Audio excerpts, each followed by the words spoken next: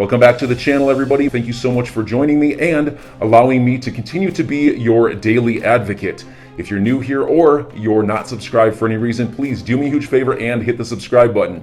Thank you to all of you who have been watching and following me for so long. It truly means a lot, and I'm glad that I can be this person. While the last couple days have been quite the emotional roller coaster ride for your typical crypto retail investor, with prices plummeting going into evening on Wednesday this week, and now it's into the AM hours on Friday as I record this. And despite the panic that we saw, prices, including XRP, which dipped down to I think as low as 63 cents, prices have recovered. And it's just interesting because sometimes real-world events do impact the price of crypto. And we certainly most notably saw that 2 years ago, March 2020, with the pandemic. Stocks collapsed. And I mean, they tanked quite a bit anyway, characterize it however you want, but they went down a lot, and the crypto asset class followed. Same thing happened here, and it's a result of the Russia-Ukraine conflict, which I want to talk a little bit about, not from a political perspective, but just as from a investment perspective. Obviously, my thoughts, and I'm sure all of your thoughts, have been with the people in Ukraine. It's just a complete disaster, terrible what's happened. So not to minimize that conflict. But it's just not the purpose of this channel to get into like the politics of that, so I'm going to try to steer clear of that. But from an investment perspective, it's worth taking a look at historically how markets have handled turbulent times and geopolitical issues the world over. And we only have 13 years of crypto being in existence, so what can you really look to? Well, consider this. You can look at how equities have performed. And then if you just understand that historically, at least to this point, crypto's just followed what equities have done in a general sense anyway, you can kind of get a feel for what's probable to happen. But it does seem to be the case that, at least for now, many analysts in the world of crypto think that the panic selling is over, and we're just likely to see crypto resume to what it was doing prior to all of this happening. But I'm going to be clear at the outset, I don't have a financial background of any kind. I am not offering financial advice, and you definitely should not buy or sell anything because of anything that I say or write. I'm just an enthusiast who enjoys making YouTube videos about crypto-related topics, but just as a hobby and just for fun. Oh, and also I'm going to show you, there's an individual who's pretty well known in the world of crypto. He's an economist, and he hates XRP, absolutely despises it. And he thinks that XRP is actually set up to be probably the top performer among the top performers this year, 2022. At the time of recording this, XRP is at 70 cents. Bitcoin's at $38,570. Market cap for the asset class, 1.75 trillion, and Bitcoin dominance at 41.76%. And so Bitcoin did get down to about $35,000 at its lowest point. And again, XRP, I believe, got down to about 63 cents. So quite the rebound to this point. And it's reflected here in the Crypto Fear and Greed Index at 27 out of 100. If not for the rebound, I think that number would be a lot lower than 27, but 27 does indicate market participants are in fear. Not extreme fear, but still fearful.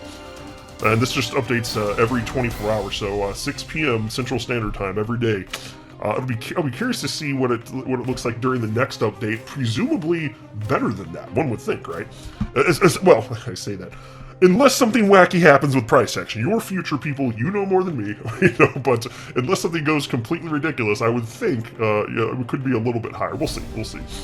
And so here is analyst economist Alex Kruger, who despises Ripple and XRP. And so nothing against this guy. I've seen some of what he's written about Ripple and XRP, and I just don't agree. I think it's a lot of his perspectives on what he has to say about it just silly, and I don't know what his purpose, what's driving what he says. Maybe it's an ideological thing. A lot of the Bitcoin maxi trolls out there, not that he is one, but the Bitcoin maxi trolls out there, they hate it because they view XRP as the banker's coin, helping the legacy financial system, which is funny because really, if anything, the true banker's coin is Bitcoin. It's the sweetheart. Bitcoin's the sweetheart of Goldman Sachs and JP Morgan, after all, right? So it's just kind of silly to, but really, I mean, if you're talking about a decentralized asset, you can use it for anything that you want. You could use Bitcoin to help the legacy financial system too. And it's so funny that despite the fact that these Ripple and XRP haters don't like XRP being positioned as a bridge currency, they hated that idea, dating back for the better part of a decade. But now that that company Strike, which I've talked about in previous videos, run by Jack Mallers, is basically trying to do the same thing that Ripple's doing, but with Bitcoin. Now they like it. Now they think that's a really good business model. How about that? So freaking hypocrites. But anyway, so here's what Alex Kruger had to say. Like it or not, XRP setting up to be one of the best performing assets of 2022. I'll tell you what, I take notes when people that hate XRP say good things about it, because I think then they're probably really saying the truth, right? Because it must pain them to say these things, right? And so there's a response to this from Santiago Velez that caught my attention, and I'm a fan of Santiago. I first came across him when he was having a discussion with Raoul Pal, former Goldman Sachs executive Raoul Pal, and he's the founder of Real Vision, and they were having a conversation about XRP, and Santiago knows his stuff when it comes to XRP, and also how Ripple's positioning XRP as a bridge currency. And so, so probably first saw that as probably December of 2020 anyway. I just think that he's insightful. So I thought I'd share what he had to say about this, because I think it rings true. And he wrote, in response to that, when Bitcoin hits its pre-bear market retracement, altcoins likely to run hard. That is, if past cycles are any indication. If this also occurs, it coincides with a lawsuit win versus the SEC, it may exceed expectations. And that's certainly possible. That's reasonable speculation. To what degree you might see a higher price if there's some sort of closure, I don't know. We'll never know for sure, regardless of what happens. It's reasonable speculation, though. I still state that regardless, you're going to see XRP run, even without clarity. When altcoin season happens, it's not going to matter. It's not going to be about the facts and the specifics, the situation on the ground, so to speak. No. It's not going to be about that at all. Because why do people purchase? They purchase because other people are purchasing, and it's FOMO. Because investors, on the whole, are completely irrational. And especially in this nascent market, it's not about fundamentals, folks. So I think it's going to go regardless. I just don't think it's functionally going to matter. And take a look at this. I like this image. So anybody, if you can look at your screen, if you're not driving or something like that, it's worth taking a look. This is a tweet shared by the Twitter account Bitcoin Archive, who simply wrote, "Just hodl Bitcoin." Here, I can make this full screen. And it shows what the chart looks like over the short term, over a matter of days. Pretty volatile, right? We're used to seeing that in crypto, and over years it looks like it flattens out. And then over decades, and we haven't had multiple decades to look back on because crypto is too new for that, but still, it's going to flatten out, and you'll see adoption just swoop up like that. That is the anticipation. That is how things have unfolded to this point. And I just think it's so easy to get swept up in all the minutia day-to-day and the price action, emotionally responding. But if you just zoom out, you'll find that it doesn't make sense. It's not going to matter, and there's so much life-changing opportunity to be had here. Here's a tweet from on-chain analyst Will Clemente, who simply wrote this afternoon on Thursday. Bitcoin has now fully retraced panic selling from last night. Things happen fast in crypto, don't they? Here's a tweet from my fellow XRP YouTuber, the Blockchain Backer. Somehow, some way, the stock market and Bitcoin both closed green for the day. He's got a little laugh emoji. Again, things happen fast in crypto. And it was reasonable to expect that was going to happen anyway. Fine, we didn't know exactly what the timeline might be, but certainly that's what happens when geopolitical instances the world over, tumult, rears its ugly head the world over, and it impacts crypto markets. What happens? There's a bounce back. Historically, that's what we typically see here. Now take a look at this. This is from chart analyst Michael Vandepop's organization 8 Global. And this piece is titled Impact of Ukraine-Russia Conflict, and I thought you might find this insight to be rather interesting.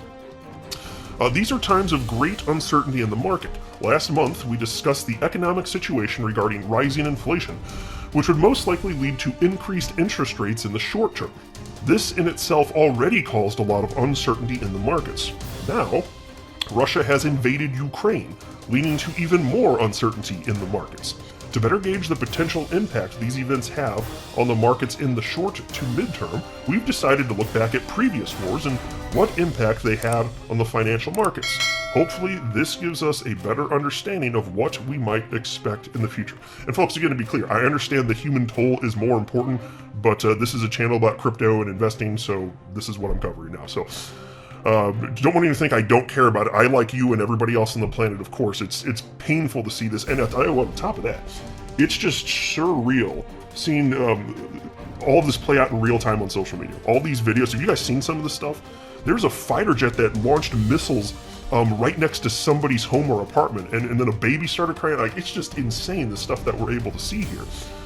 And so again, not to diminish any of that, but wow. Anyways, they have this little subheading, Impact of Past Conflicts. LPL Research has researched the impact of important geopolitical events on the S&P 500, the US stock market.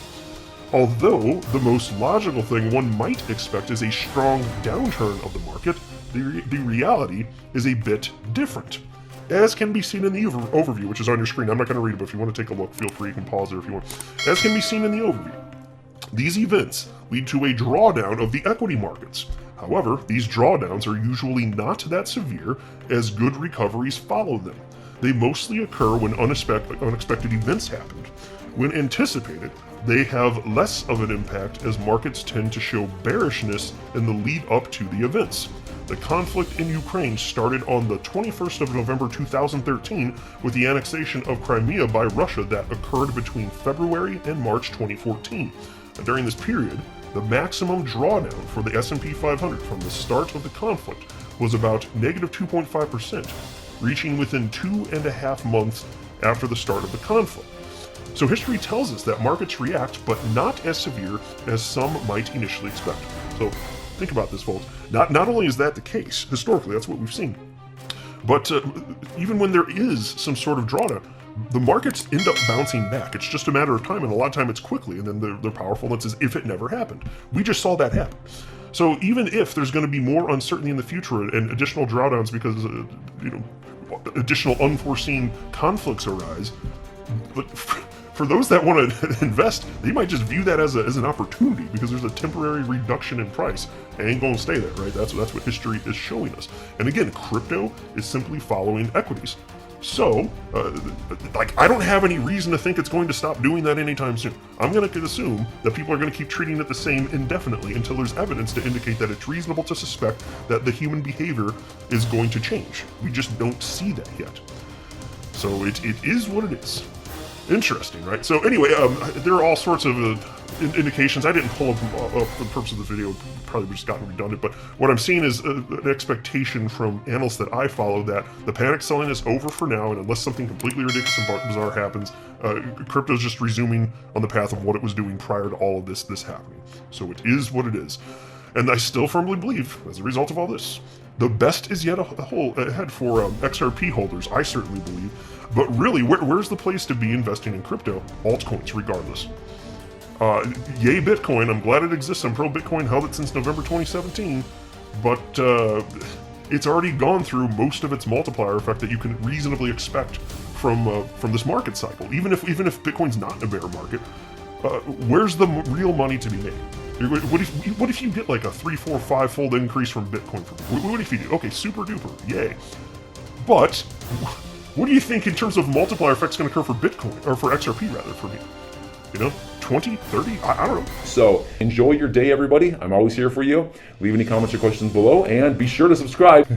But thanks, everybody. I really appreciate you. Enjoy your day, and I always have your back. So thanks so much, everybody.